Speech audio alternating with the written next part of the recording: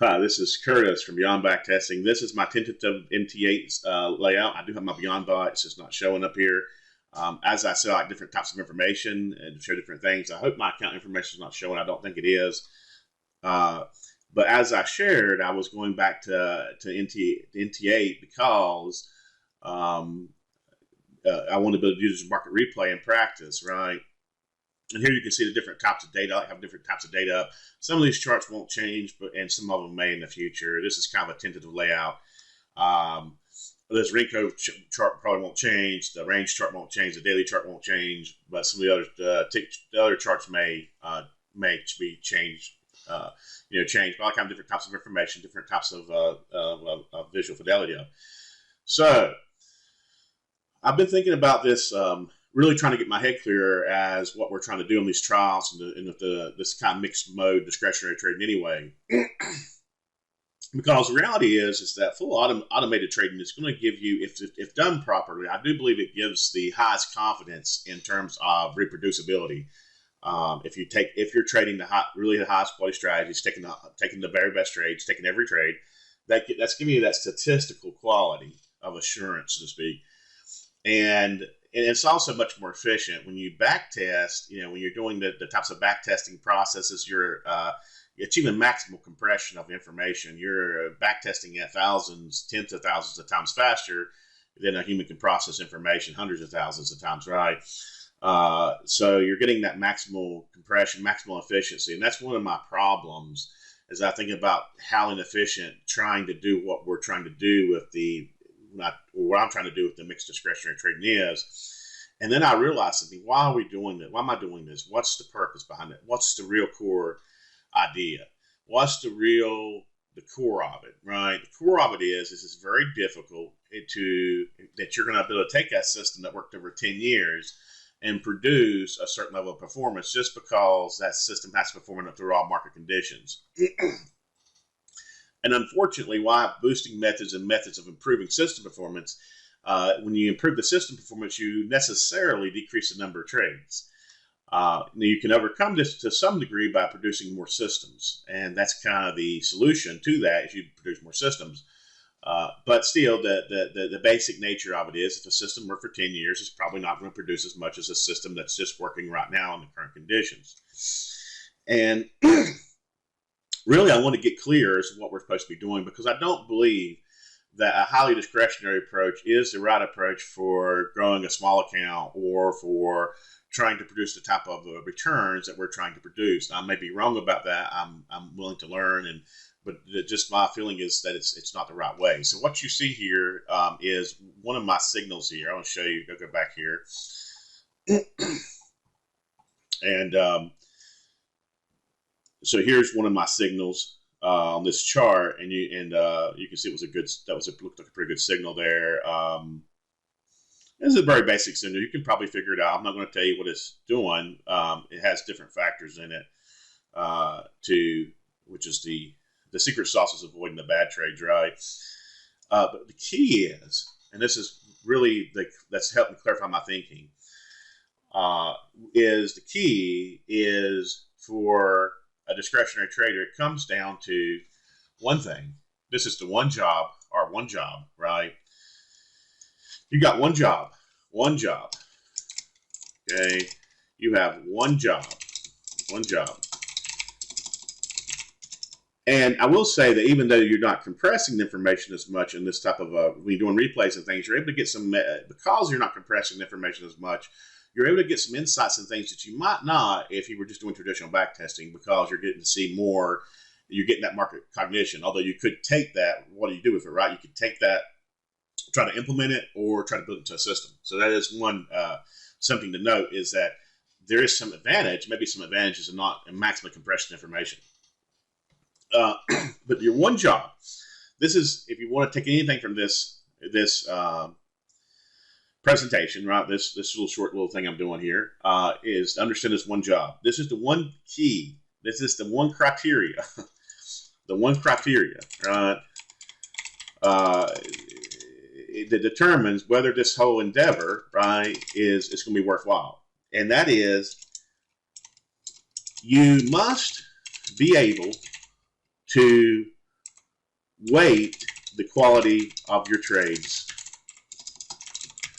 and it must be, and your internal self-confidence or ranking must be highly correlated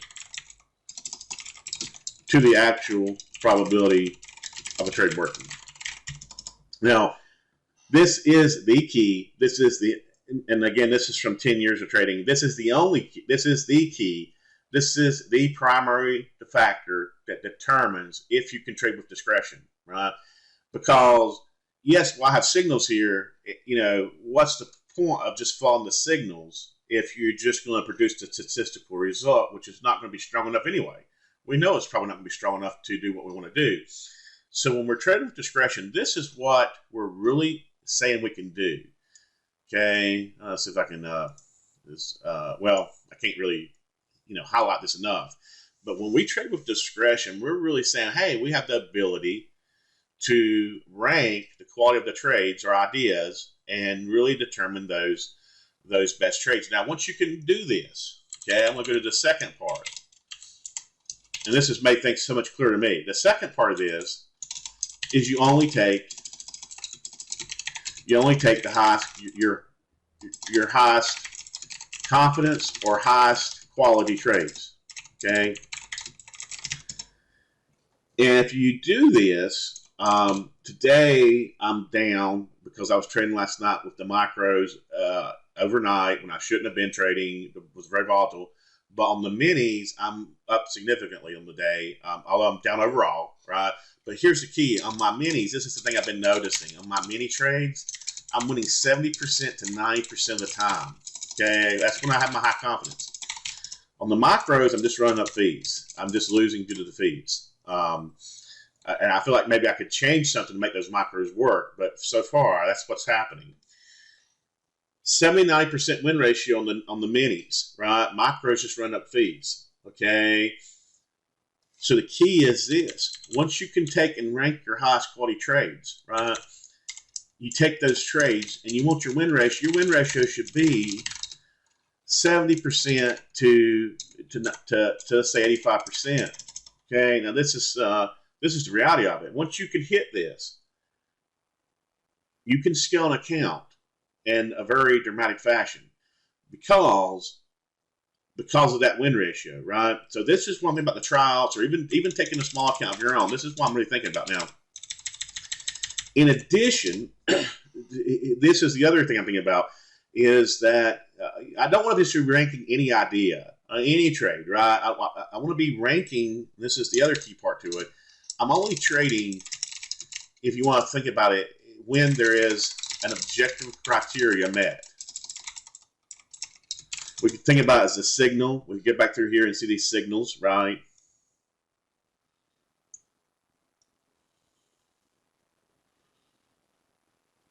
There's some really good ones here just a little bit ago. It's kind of hard to find them. Was this, I don't know if I can zoom this in more. Okay, here you go. Here's a good one, right? This is a great one. It went from here, and we managed to go all the way across to here. Okay, so these signals, so here was a +3. This is an objective ranking of the criteria. That was a 2. This is a 3.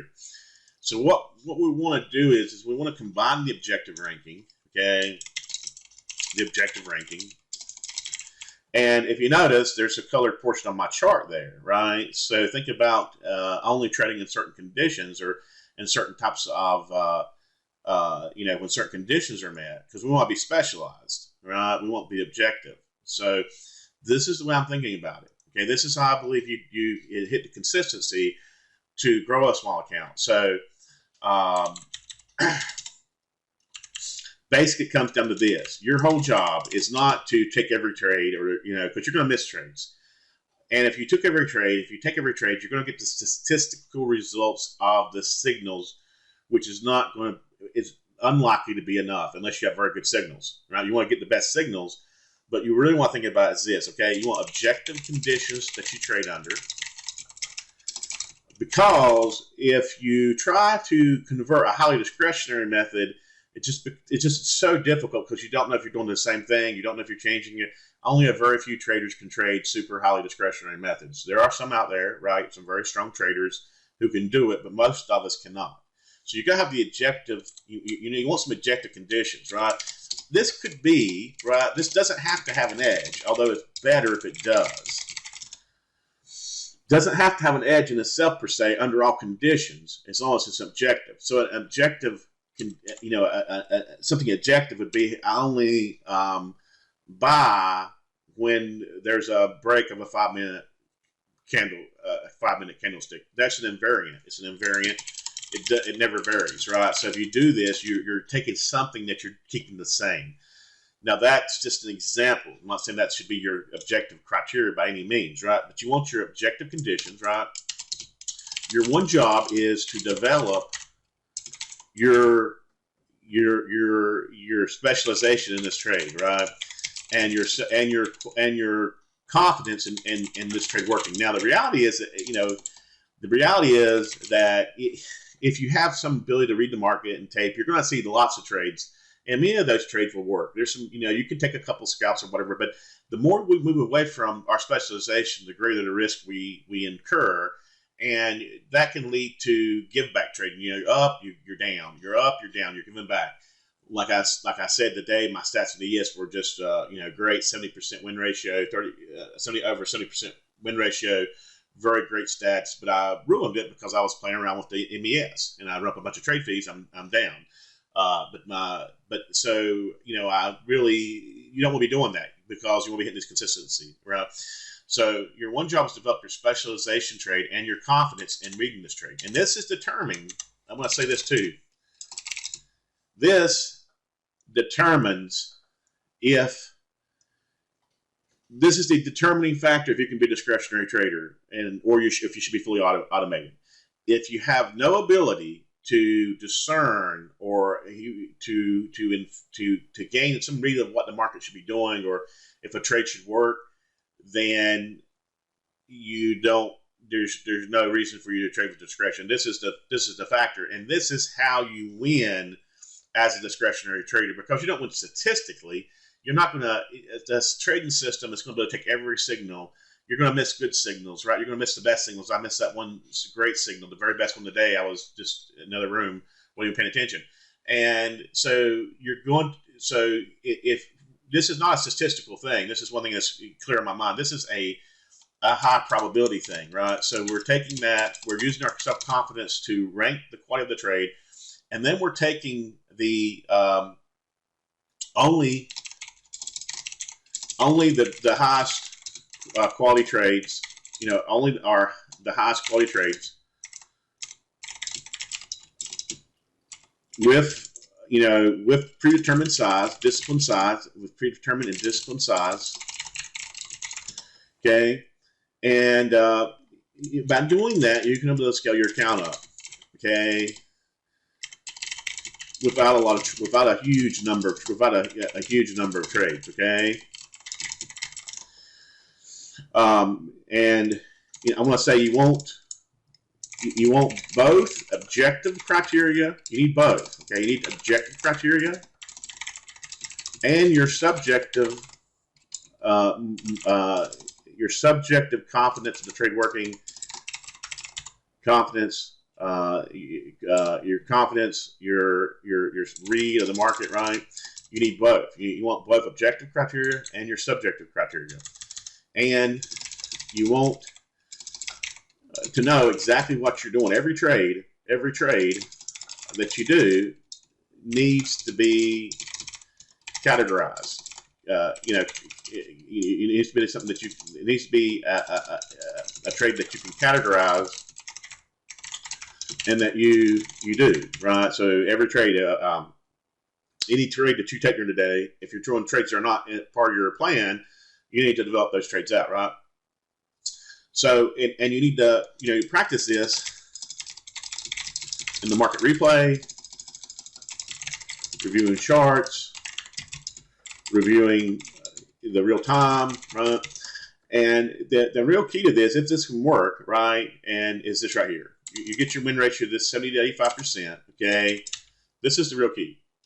You get your win ratio to 70 to 85%, okay? And if you do this, I hope it makes sense. If you do this, then you can really grow your account and you're not so much trading the market as your specialization. I think this is what makes sense to me. This is the only thing that really makes sense, because when you think about the advantages of fully automated trading, I mean, this is the only thing that really makes sense. And the whole, it really underpins on us being able to get or to achieve such a win ratio on, and really able to identify those really great trades, and not so much statistically taking every trade. It's actually be better to lose some trades, not take some trades, right? If it's going to drop that win ratio down. And if you follow this and you take the trades at a disciplined size, you can see how that can really grow your account. But this is why I think it's really key, is that, just recapping real quick, and in this, the key is having the confidence, being to both the objective criteria of when you're going to be trading, and having that fully objective, fully with no discretion, and also having that subjective confidence, which allows you to incorporate that market read, that market confidence, which will hopefully get your trades in that 70 to 85% win ratio. And if you can do that, we can grow a small account. If we can't do that, or if you can't do that, then you're probably better off just doing automated trading. That's my opinion. Let me know if you think I'm on to the right track here. This is how I'm thinking about it. This is how you pass the trials. This is also how you grow a small account. You're not taking tons and tons of trades. I've seen that with the micros. It just runs up trade fees.